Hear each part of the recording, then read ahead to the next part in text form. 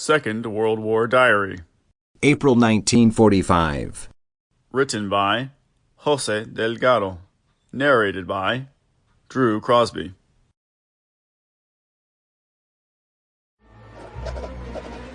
Sunday, April 1st, 1945.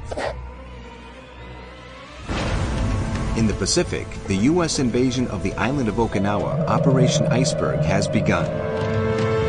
Admiral Chester W. Nimitz, Commander-in-Chief Pacific Fleet, Vice Admiral Mark Mitcher in charge of aircraft carriers, and the 10th U.S. Army under the command of General Simon B. Buckner are involved in the operation.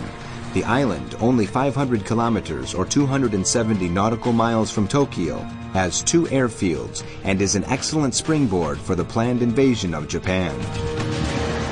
General Mitsuru Ushijima, in charge of the 80,000 men who make up the defense of Okinawa, has moved all of his forces to the Suri sector, where he has built an important line of defense.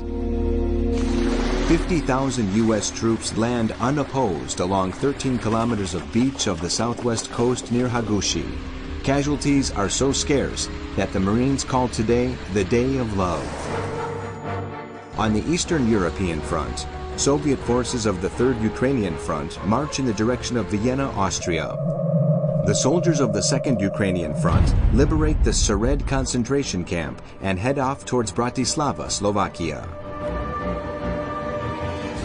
In East Prussia, the few surviving ships from the Kriegsmarine, the war at sea, have managed to evacuate about 100,000 Germans in the past 2 weeks.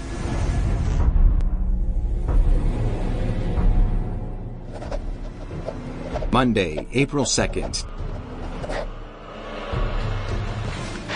On the Eastern Front in Hungary, the Third Ukrainian Front forces supported by Bulgarian troops occupy the main oil production area of Nagy Kanica and the industrial area of Moson Magyarovar.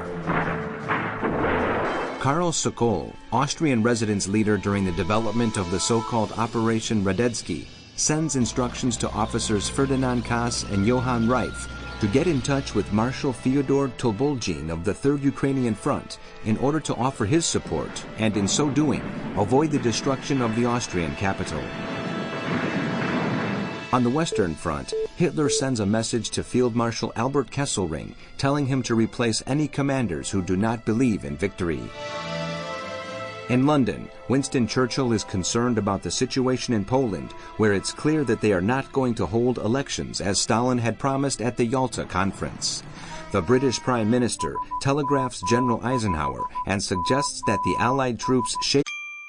Sample complete. Ready to continue?